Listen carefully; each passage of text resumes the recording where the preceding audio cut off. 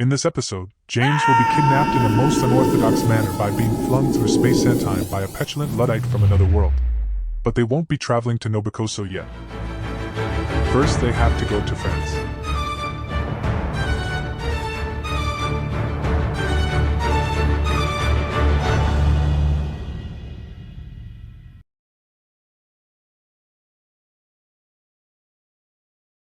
The old man took off the pair of rivet spectacles sitting on his face and slipped them into his jacket's pocket, while offering a gentle smile. Well, you hexed her, right? Mr. Dreadful's feathered stick tapped against the oak floor. I think you know the answer to that. The people of this world, Erd we call it, are exceptionally weak-minded, James. So many distractions, so many devices, so little intelligence. We are living in the age of stupid, and when people don't think, they are easy to manipulate. A typical teenage bedchamber, I think, he said, leaving his stick on the side of the bed as he snooped around, lifting James's Avengers bedsheets. He observed the graffiti wallpaper decal and stopped to look disapprovingly at swimsuit model Olivia Brower's cleavage in a bikini poster with hands folded behind his back, before peering into a small glass tank with a pet African shangololo. James just stared at him. His long white tresses were tickling the giant, coiled millipede he had taken into the palm of his hand. The man stood over most average-sized men and had a white fleecy beard that reached the third button down on his coat. He also had a hawk nose and pale, liver-spotted skin. But what attracted the most attention to him was his spectacular citron eyes, which gleamed like two gold-flecked marbles. He wore a dark purple coattail jacket, custom-made, with silver buttons, a Lincoln green robe underneath with a bronze jackdaw design, and a pine green beret with silver embroidery and toting a black pinion. How cute. You have your father's instincts. He liked centipedes, though, and they were much bigger. Grandpa, can't believe it's you. Yes, I was once called that by a 5-year-old brat who threw a shuriken at me for calling him a whorp, he said. A what? His grandfather placed the shangololo back in its cage and replaced the lid. And I thought you'd be taller. I'm 14. I may be bad at a number of things here in the land of Erd, young lad, but I am still proficient with my arithmetic, he said, his tone bristling with indignation. You most certainly are 14, but I thought you'd be a taller 14. He peered into James's face. But you look more like my son than ever, dark, wild locks. He's reached his shoulders, scintillating gold eyes, an impudent... Is that impudent? Yes, impudent jaw. There's an unmarked Ford outside watching for you. How'd you get past that detective? He didn't think he'd ever see this man again, let alone demand how he'd walked up his driveway under the nose of the Donut Patrol. I told you how easy it is to manipulate the people of Erd, Arthur said, taking a sip from James's open can of bark soda, and then grimacing. Yuck! They're dummies when it comes to magic. And you broke out of the ward? The dungeon, you mean? The place they kept me for 9 years. In place of jailers, however, there were orderlies. My torturer was a psychology PhD. He said I was a special head case. Get this, he didn't believe I was a wizard. Said it was all some sort of delusion. The old man folded his hands and sat on the bed again. It took 9 long years. But in the end, I convinced him that torture was the wrong profession for him. Now, he's happily taking orders at the local Burger King. Is that how you got out? No, I used a bobby pin. Are you ready to go? Go? What are you smoking? Mr. Dreadful rose to his feet, pulling an ancient bronze lamp from his Lincoln green robe. Then, before his grandson could say another word, he picked up the stick with the crow's feather, strode toward him, and grabbed him firmly by the forearm. What am I smoking? You need to learn some respect, boy. Hey!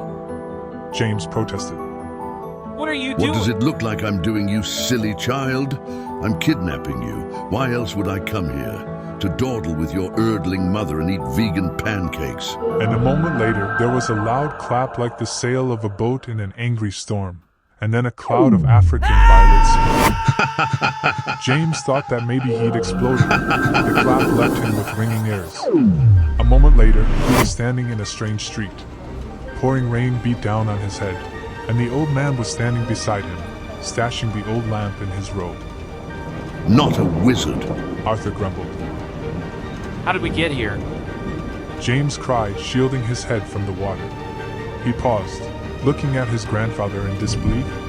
Something was familiar about that old lamp his grandfather had stashed in his robe. You know how we got here, James. So you can stop pretending you're a stupid earthling. It won't do with me. The old Suniri lamp I had. Remember that? Erdling? Sinari? These words sounded vaguely familiar, but his mind wanted to treat them like they were unknowns. He screwed up his forehead, looking at the old man for explanation. Now he remembered that his grandpa had kept an old-fashioned lamp on the mantel of their home. That was until James had gotten his hands on it. It had had a funny smell to it, like old, perfumed oil. Then his grandfather had locked it away in an antique chest. You said there was a genie living in it who only grants you wishes? Traveling wishes. That's how we got here. Your mother obtained that rare artifact, and it was given to me to keep us out of trouble before she died. It got me into more trouble than it kept me out of, come to think of it. I shouldn't have used it on that television show all those years ago. Anyway, we had 9 wishes, and I've already used 3. He said, and started walking, ignoring the rain beating on his liver-spotted face. Come along, kiddo. James didn't move.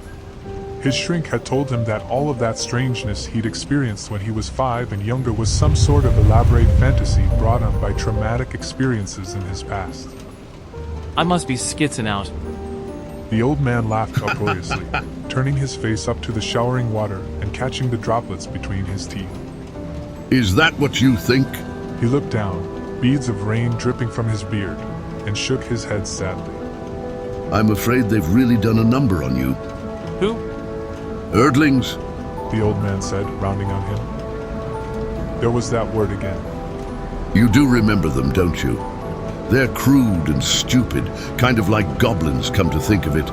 But you call them humans, and they live here in this land of willy tonks. Bah! He turned to continue on his way, but then stopped and said, And that number is 9. 9 years of making you a proper earthling with an unhealthy obsession with ripped denims, barks, and Fortnite. To hear my grandson say that he thinks magic is skitzing him out. Once upon a time you were an intelligent young lad with a broad mind. But now, your head is big but hollow, and your brain is very tiny, like a Brobdingragian. And that pea-sized brain bounces around in your big hollow head like a rattle when you think. It's annoying, and that's Brobdingragian. What? Jonathan Swift had it right. However, his publisher was a twit and added an N, like an N has ever done anyone any good. Do you think N's are particularly special, James? You see, Swift once traveled to Nobrocoso. James stared at him. Let me paint an image in your head. You, James Dreadful, that is your real surname, not this silly Brady nonsense, were born in a palace, and your father escaped from assassins on a flying carpet, holding your bundle in his arms. What do you make of that? James was speechless. Endearing? Where'd you bring me? We're where an old friend has come to stay. His grandfather said, and he turned around to leave. What the hell? Paris. Paris? The old man set off at a brisk gait through the rain, leaving behind only a hint of comfort, and tapping his walking stick on the cobbled street. James found himself following. It was all so strange he felt his mind might melt, and his grandfather seemed to be tugging him along by sheer mystery. Several times, James stopped to look at a street sign, which was in French, and observed a bunch of passing Parisians, who were looking at the old man out of curiosity. Then the man grabbed him by the arm and pulled him into a shop called Boutique de Miracles. Please like and subscribe so you can get the latest episodes on the Midjourney Storyteller.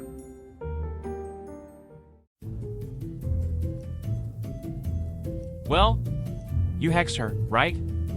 I think you know the answer to that. The people of this world. We call it. are exceptionally weak-minded. No, no, no, this isn't going to work. What? It's my voice. It's like cardboard. What I need is a new set of vocals. What are you smoking? Watch your tongue with me, boy. Now, I just happen to know a place where I can get one. Quick, grab my hand, we'll have to teleport. Teleport?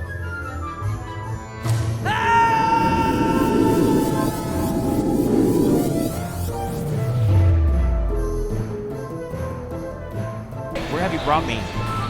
This, here, is 11 Labs. Here, we can shop for a new set of chords from you. But where's this place? I'd like to tell you, but it's too science fiction-y for a fantasy genre, so let's just say it's somewhere. Well, that explains everything.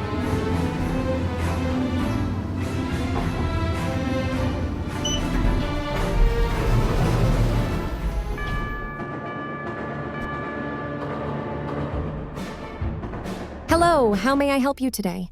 I'm looking to purchase a new set of chords. Yes. Here at 11 Labs, we have a large variety of voices to choose from. Well then, hook my grandpa. You heard him, hook me up. All right, I'll hook you up.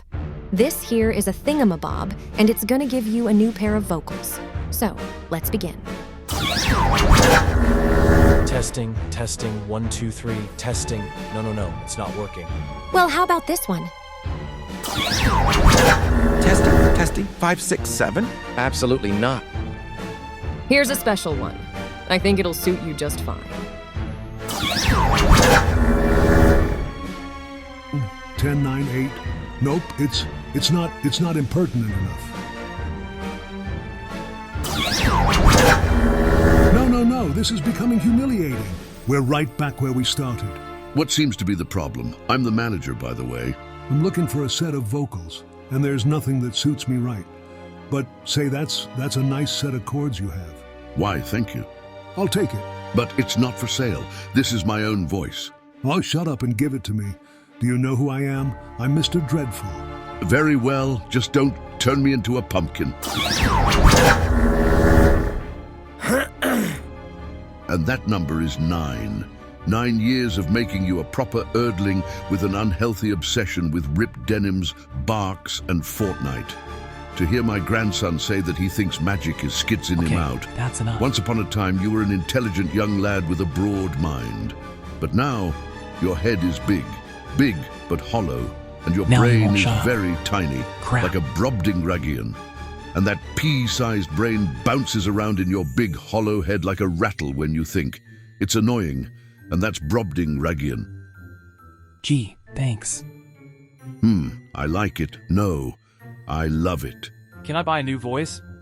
No can do. And why would you? You mostly just say, "What you smoking?" And I only bought the standard plan. Whatever. What a magnificent voice. I could do anything with this voice. I could conquer the world.